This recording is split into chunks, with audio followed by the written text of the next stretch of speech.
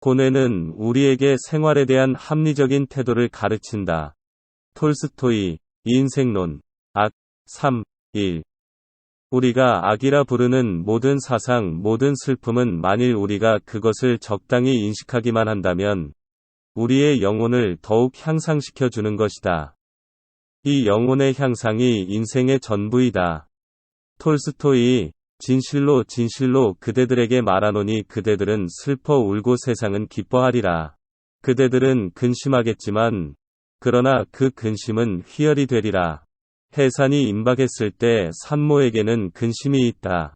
그러나 아기를 낳고 나면 이미 근심은 없다.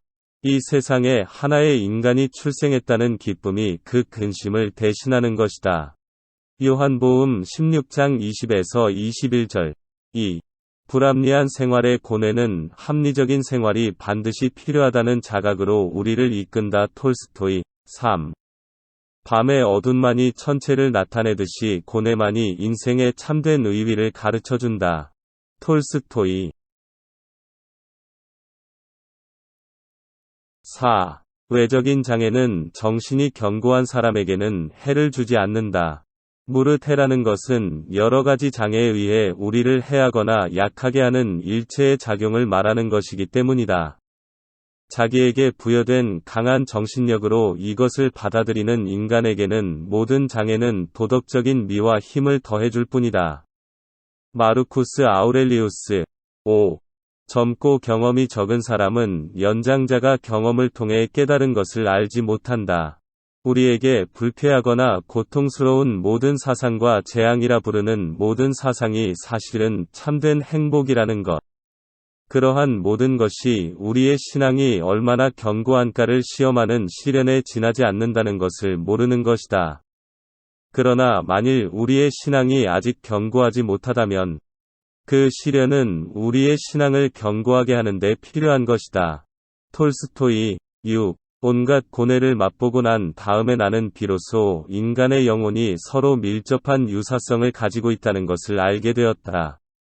자기 자신이 참을성 있게 고뇌를 맛보고 나면 그때는 괴로워하고 번민하는 모든 사람들을 이해할 수 있게 되는 것이다. 그러나 그뿐이 아니다. 다름 아닌 지혜 자체가 거울처럼 맑아진다. 여태까지 모르던 남들의 입장과 상태가 그대들에게 분명해진 것이다. 그리고 누구에게 무엇이 필요한가를 불을 보듯 명확히 알게 될 것이다. 우리를 총명한 인간으로 만들어주는 신은 실로 위대하다. 그러나 대체 무엇에 의해 우리는 총명하게 되는가? 다름 아니라 우리가 희피하려 애쓰고 있는 바로 그 재앙에 의하여 우리는 총명하게 되는 것이다.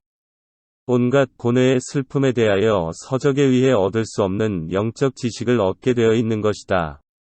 고골니. 7. 만일 신이 우리를 친히 보내셨다는 것을 우리가 확실히 알 수 있는 그런 도사를 보내주셨다면 우리는 물론 유쾌한 마음으로 기꺼이 그런 도사를 따랐을 것이다. 사실 우리는 사람이 아닌 그러한 도사를 가지고 있는 것이다. 그것은 다름 아니라 일반적으로 인생의 불행이라 부르는 그리고 인생의 결점이라 부르는 모든 사건이 바로 그것이다. 파스칼. 8. 신이 창조물이 모든 시간 내게는 신이 친히 보내주신 모든 것이 유익할 뿐더러 그것을 보내주시는 그 시간이 이미 유익한 것이다. 마르쿠스 아우렐리우스. 9. 고뇌의 고마움을 인식하지 못하는 사람은 아직도 합리적인 생활을 즉 진실한 생활을 영위할 수 없는 것이다. 톨스토이. 10. 나를 괴롭히고 있는 이 고뇌로부터 구해달라고 나는 신에게 기구한다. 그러나 이 고뇌는 내가 악에서 벗어나게 하려고 신이 나에게 보내주신 것이다. 불이 붙은 외양간에서 몰아내어 목숨을 건지게 하려고 주인은 가축에게 채찍질을 한다. 그러나 가축은 채찍질을 말아달라고 애원한다. 톨스토이. 11. 우리가 자기 자신에게 해로운 것이라 생각하는 대부분이 사실은 아직도 우리가 이해하지 못하고 있는 선인 것이다. 톨스토이.